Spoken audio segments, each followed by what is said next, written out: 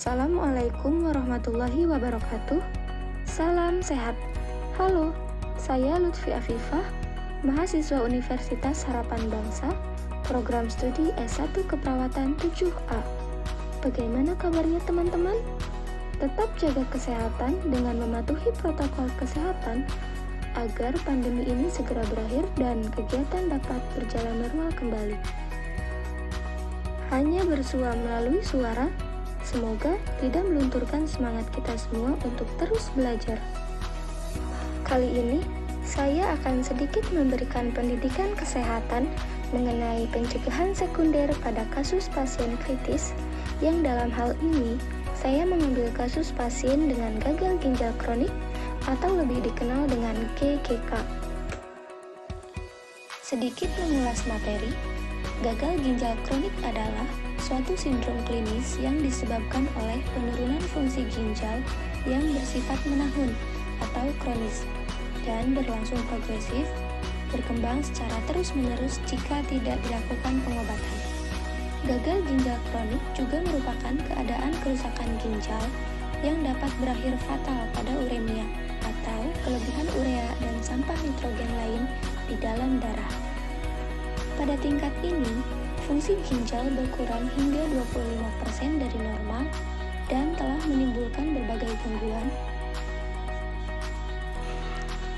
Lalu, tanda gejala yang dapat ditimbulkan pada penderita gagal ginjal kronik adalah anoreksia atau enggan untuk makan karena ketakutan pada berat badan berlebih, dan nausi atau mual, kemudian ureum yang berlebihan, cegukan yang belum diketahui penyebabnya, ada anemia, trombositopenia, hipertensi, sesak nafas, dan nyeri dada. Agar hal tersebut tidak berlanjut buruk, maka perlu dilakukan pencegahan. Pada pasien GGK, terdiri dari 4 tahap pencegahan. Di antaranya yang pertama, pencegahan primordial. Pencegahan primordial pada penderita GGK dimaksudkan untuk memberikan keadaan pada masyarakat umum yang memungkinkan faktor predisposisi atau faktor penyebab terhadap GGK dapat dicegah. Selanjutnya, pencegahan primer, yaitu komplikasi penyakit ginjal kronik dapat dicegah dengan melakukan penanganan dini, salah satunya adalah konsumsi sedikit garam. Yang ketiga adalah pencegahan sekunder. Keempat, pencegahan tersier, yaitu upaya mencegah terjadinya komplikasi yang lebih berat atau kematian. Pencegahan ini dapat dilakukan pada pasien GGK yang telah atau sedang menjalani tindakan pengobatan atau terapi pengganti. Pencegahan sekunder dibagi menjadi 2 golongan, yaitu pengobatan konservatif dan pengobatan pengganti. Pengobatan konservatif bertujuan untuk memanfaatkan faal ginjal yang masih ada, menghilangkan faktor pemberat, dan memperlambat progresivitas gagal ginjal sedini mungkin. Pencegahan sekunder pengobatan konservatif meliputi deteksi dini dan terapi penyakit primer. Selanjutnya, pengaturan diet protein, kalium, natrium, dan cairan. Diet protein yang tepat akan memperlambat terjadinya keracunan ureum dan mengurangi gejala anoreksia, mual, dan muntah. Selanjutnya, diet kalium.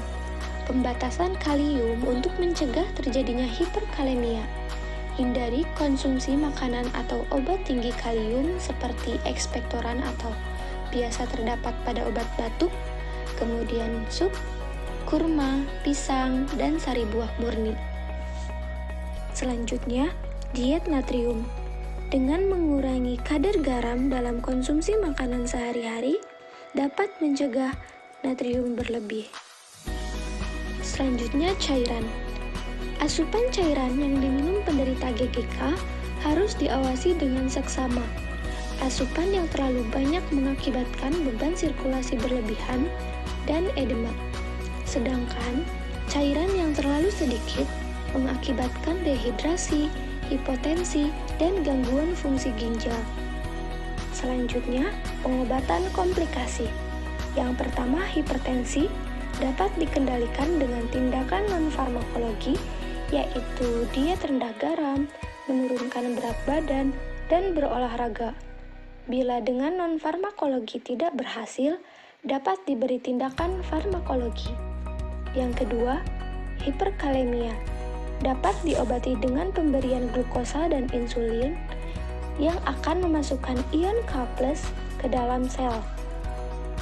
Selanjutnya, ada asidosis metabolik dapat dikurangi dengan diet rendah protein dan pemberian natrium bikarbonat. Selanjutnya, ada pengobatan pengganti yang bertujuan untuk menghindari kematian dengan melakukan renal replacement therapy. Yang pertama ada hemodialisis. Rangkaian proses hemodialisis memompa darah keluar tubuh dan memompa darah masuk ke dalam tubuh pasien. Selanjutnya, dialisa peritoneal, di mana ada cairan dialisis yang dimasukkan ke dalam abdomen melalui kateter. Yang ketiga, transplantasi ginjal, yang menjadi terapi pilihan bagi kebanyakan pasien dengan penyakit gagal ginjal tahap akhir. Terima kasih. Mungkin cukup sekian yang dapat saya bagi ke teman-teman. Semoga dapat bermanfaat dan mohon maaf apabila ada kekurangan. See you. Wassalamualaikum warahmatullahi wabarakatuh.